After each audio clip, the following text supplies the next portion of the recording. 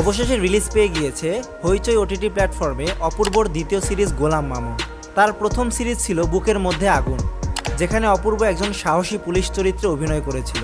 সেই সিরিজে তার চরিত্রের নাম ছিল গোলাম মামুন। তো গোলাম মামুনের সাথে কি হয় তার জীবনের ব্যাকস্টোরি দেখানো হয়েছিল, কিভাবে গোলাম মামুনের ভুলের কারণে তার দুলাভাই মৃত্যুবরণ করে, একটা নায়কের মৃত্যুর রহস্য সমাধান করার চেষ্টা করে সেই সিরিজে। কিন্তু এবার ৮ পর্বের এই গোলাম মামুন সিরিজে আমরা ভিন্ন কিছু দেখতে পারি।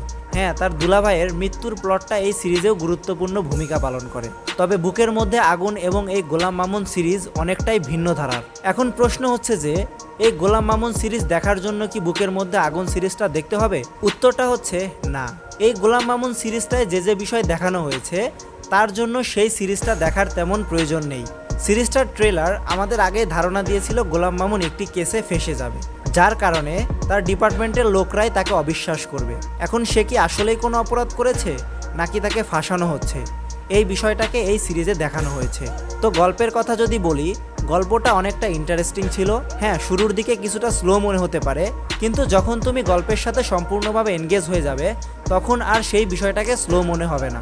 সিরিজটার মূল চরিত্রে যারা অভিনয় করেছে, যেমন অপূর্ব, সাবিলা নূর, নাজমুস সাকিব, ইমতিয়াজ বর্ষণ, এরা অনেক ভালো অভিনয় করেছে। অভিনয়, গল্প সব ঠিক থাকলেও অপূর্বর চরিত্র গোলাম মামুন, তার যে পরিবারের সাথে কানেকশন দেখানোর বিষয়টা, সেটা এই সিরিজে তেমন একটা জমেনি। এবং এই গোলাম মামুন সিরিজটা বলা যায় যে অনেকটাই জন উইকের কথা মনে করিয়ে দেয়। জন উইককে যেমন হাই টেবিলের সাথে লড়তে দেখা যায়, তেমনি এই সিরিজে গোলাম মামুনকে হুকুমতের সাথে লড়তে দেখা যায়। যেই হুকুমতকে দেখা তো দূরে থাক, তার কোনো প্রকার অস্তিত্বের সন্ধান পাওয়া দুষ্কর। এবং বিষয়টা আমার ভালো লেগেছে, কারণ এমন একটা অপোনেন্টকে সামনে রাখা হয়েছে যার সাথে গোলাম মামুনের লড়াই করা অসম্ভব বলে মনে হয়।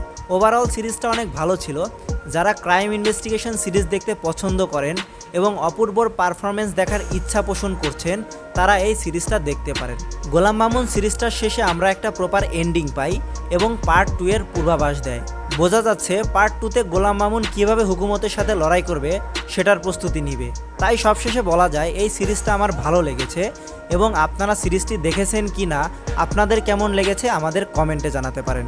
সম্পূর্ণ ভিডিওটি দেখার জন্য ধন্যবাদ।